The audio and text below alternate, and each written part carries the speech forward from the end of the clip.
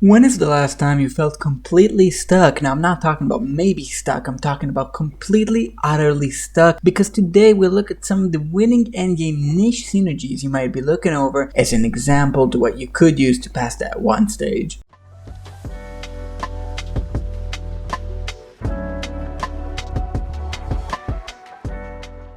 Hey guys, Linker here, back from vacation with these two examples of niche counters and synergies you may have overlooked. I really like the unique interactions in this game that work in minimum power. They're what gives the game its depth. So today we'll look at these two examples, first campaign and then later KT at minimum power, of course, so that you may use them to get unstuck. A second before I dive in, if you want to play AFKArena on PC, check out BlueStacks. I use them myself, link below. First, countering invades with budget maulers. That's a scary enemy comp, match like careless PvP set. It has two invaders in Athalia and Kelther, leaving very little space in the backline. In addition, spiraling heroes like Chimera and Isolde make sustain very difficult to pull off here. Most Gwyneth or Aaron says fail miserably here, so nothing to scoff at definitely, and our counter is going to be no furniture, no SI, Greg and Verk. What? Yes! While Tassie handles Chimera for the early fight, Wukong tanks Zorath, delays Athalia and stacks damage. The two key pieces I'd like to look over here are Verk and Screg. Screg is used here for his many knockups as well as his unique Iron Skin ability.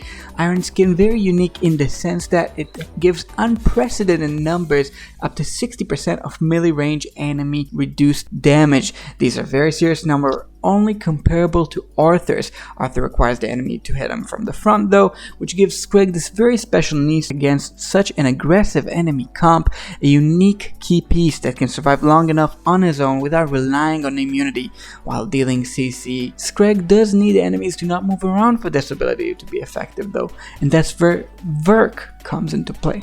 Verk use here is very special. While his dodge isn't high like Aaron's, he still packs some damage in his ult, especially since the last buff really patched up his scaling and furniture and SI, which we do not even fully use here. So much better than he used to be, especially since he has those unique trapping abilities, setting poison trap stun for 5 seconds, keeping in place all damage enemies, helping Screg.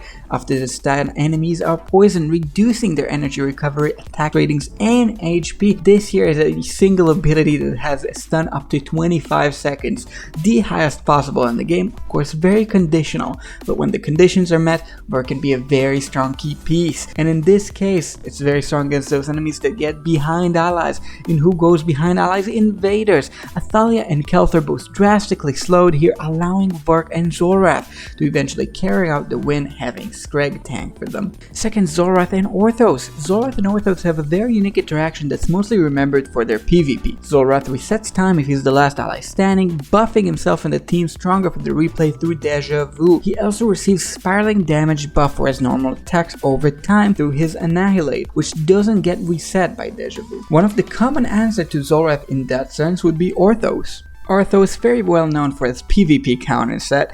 That's not just because Orthos is a bulky hero that can withstand Zorath burst, but also because he owns the only other buff ability that doesn't get hurt by Zorath Deja Vu, Celestial Vigor. Celestial Vigor buffs Orthos gradually, eventually increasing his max HP, granting him healing and even CC immunity.